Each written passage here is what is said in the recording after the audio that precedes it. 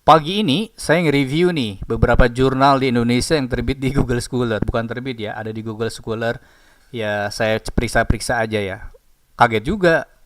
Menurut teman-teman kira-kira gimana kualitasnya? Jurnal yang diterbitkan tentang uji moderasi lah. Yang diterbitkan di jurnal-jurnal Indonesia di Google Scholar. Nah mau tahu? Yuk kita lihat hasil-hasilnya. Jangan lupa subscribe di channel Ibu Statistik 1000 halaman. Saya ngambil random aja, saya ketik di Google Scholar uji moderasi, kemudian saya mengambil beberapa jurnal dan kita sampaikan kepada teman-teman. Ya, tidak bermaksud untuk menghakimi ya, apalagi mengatakan ini bagus, sangat bagus, kurang dan lain-lainnya enggak. Tapi kita ini cinta banget sama Indonesia dan kita ingin hasil kualitas akademik kita lebih baik ke depannya. Oleh karena itu, saya pada kesempatan kemarin yang dilihat di apa ya, di Garuda ya, di websitenya Garuda, sekarang di Google Scholar tentang cara melaporkan uji rekomendasi jurnal-jurnal di Google Scholar. Ya, kita lihat ya. eh ini yang pertama ya. Ini yang pertama nih. Ini yang pertama. Ini judulnya uji signasi moderasi pada struktur modal terhadap nilai perusahaan. Ini pakai data sekunder nih. Ini data sekunder ya. Ya, ini cara ngujinya. Kalau mau Spinor, FIF, tampilkan signifikansinya.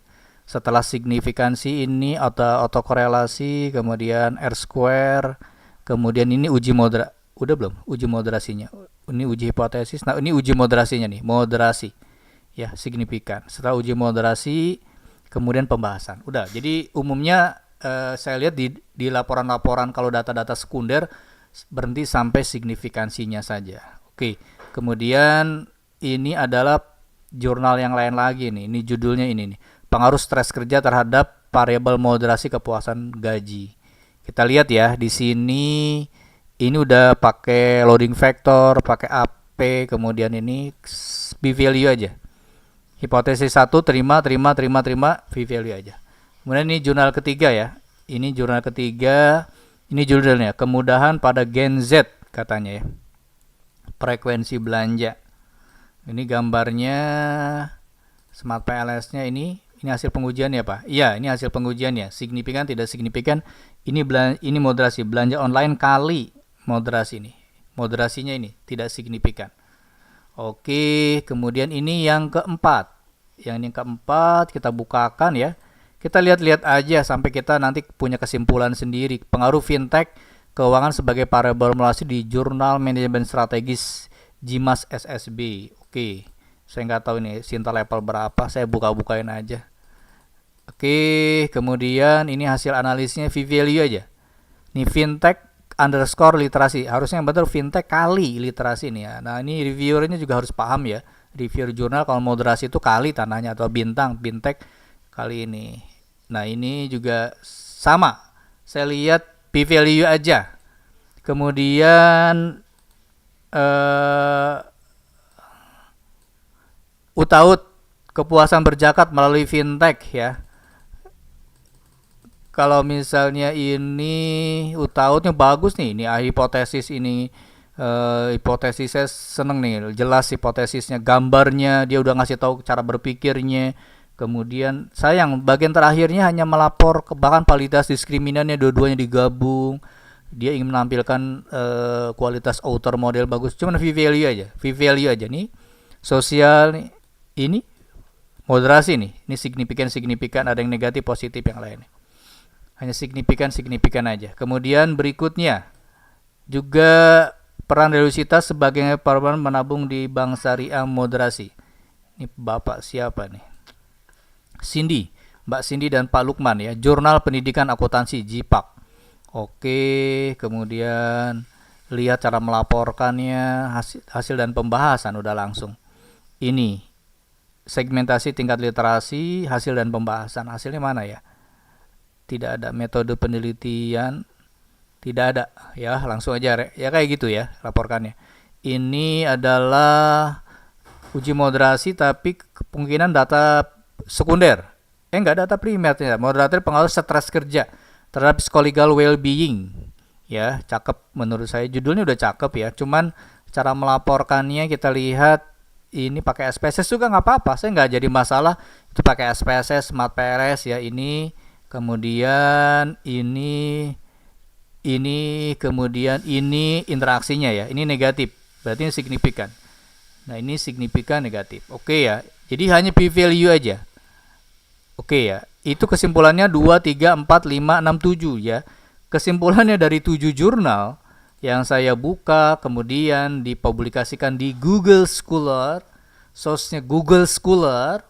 Ya, ini sumber jurnal Google Scholar, bukan cara dapatin itunya ya. Jurnalnya tadi namanya macam-macam. Mungkin ada yang Sinta 5, 3 yang lainnya ya. Kami mohon maaf. Kemudian jadi cara melaporkannya hanya ada v-value aja. Signifikan, tidak signifikan. Oke ya. Signifikan, tidak signifikan. Lalu saya selanjutnya tanya nih sama ChatGPT. Saya tanyalah sama ChatGPT, kualitas standar tuh kesimpulan penting nih, ini harus Anda pegang. Standar jurnal kualitas Q1, Q2 minimal harus ada confidence interval, effect size, simple slope, dan p-value. Jadi ada 4 hal ya yang harus kita pahami ya menurut ChatGPT. Saya tanya pagi ini ChatGPT, Gemini juga tadi ya. Kemudian kata mereka sih setelah mereka searching rata-rata ada confidence interval, effect size, simple slope. Kalau kita percaya sama ChatGPT ya, saya percayalah. Jadi ini 4 komponen yang harus ada. Kenapa simple slope ini penting? Dia tuh biar ngelihat reviewernya, pembacanya, arah moderasinya positif negatif itu ketahuan di sini dengan ngelihat gambar simple slope. Referensi metodologi yang wajib dia ngasih tahu. Insight kritis. Ini sering salah paper di Indonesia, hanya ngelaporin p-value aja, tidak ada effect size, tidak ada grafik Q1 dan sering di reject di Q1 Q2. Saran praktis nih. Koefisien jalurnya, v-value, confidence intervalnya, effect size, tambahkan simple slope biar tambah cakep nih, wajib untuk reviewer biar ngelihat. Itu menurut CPT. Jadi kami simpulkan ya, untuk melaporkan jurnal yang ada ya, untuk melaporkan deskripsi, tesis, disertasi dan juga jurnal, itu sebaiknya direkomendasi ada ini, v-value, ada confidence interval 95%, ada effect size, ada simple slope. Ini tadi cuma nomor 1 doang. Jadi kita kurangnya 2, 3, 4. Jadi kurang 2, 3, 4 yang jarang banget dilaporin. Ya. Padahal udah kasih tahu kemarin ya, simple slope ini adanya di sini. Kalau software nggak ada simple slope, gambarnya di sini. Kalau semua software itu confidence interval pasti ada. Kalau effect size Smart PLS, kalau SPSS ada, hitung manual dikit. Kalau simple slope nanti gambarnya di sini. Amos Israel nggak ada chartnya untuk simple slope, maka dibantu di Excel ini. Amos Israel ada nggak ininya confidence intervalnya? Ada. Effect size-nya ada nggak? Dihitung manual. Kalau kita paham, gitu. Oleh karena itu maka kita terus-menerus belajar meningkatkan pengetahuan kita para akademisi bahwa ini ada 4 komponen yang wajib dilaporin. Kalau kita uji moderasi nih. Ini kemarin deh dari McCabe ya, referensinya silakan dilihat 2 video tutorial saya sebelumnya. Dia merekomendasikan banget sampai mengatakan bahwa data visualization interaksi simple slope as a crucial rather than auxiliary. Dibandingkan tambah, ini penting banget apalagi dalam ilmu-ilmu kesehatan. Ya, dalam penelitian ilmu kesehatan gak cukup signifikan, gak signifikan, perlu banget. Nih di ilmu kesehatan tuh ketiganya ini perlu banget. Bagi kampus-kampus yang buka program-program kesehatan dan nulis jurnalnya, ini penting banget. Ya. Nah, bagian terakhir ini adalah kesedihan saya ya. Kesedihan saya, yuk katanya kita ingin Indonesia lebih baik lah 2045. Ya, ingin lebih baik. Kalau lebih baik maka kampus harus lebih baik. Apalagi ada isu kampus mau pembubaran jurusan-jurusan yang tidak sesuai ya. Di satu sisi kita sedih ya.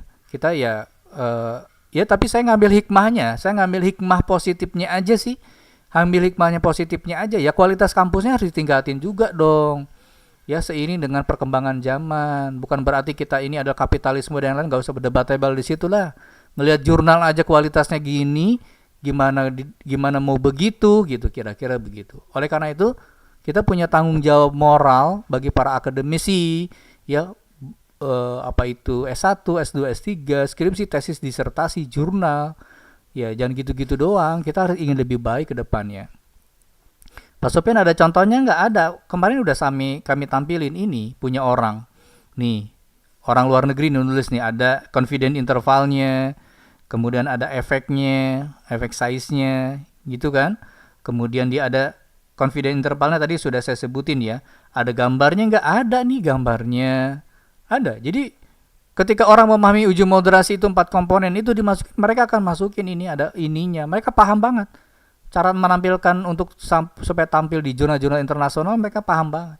Dan itu udah menjadi budaya yang lebih baik gitu ya. Skripsi, tesis, disertasi, ada efeknya. Confidence intervalnya ini juga. Nih ada confidence intervalnya. Ada gambarnya nggak? Ada. Ini gambarnya di bawah. Ini nggak signifikan tuh pasti rata kayak gini. Jadi orang paham ini nggak signifikan nih. Kalau rata kayak gini nggak signifikan efektualnya. Jadi begitu ngelihat efeknya rata banget, ini nggak signifikan banget gitu. Tapi kalau misalnya dia nggak signifikan tapi agak bengkok-bengkok dikit, berarti artinya memang potensi signifikan ada. Dan kita bisa bicara banget dengan data gitu ya.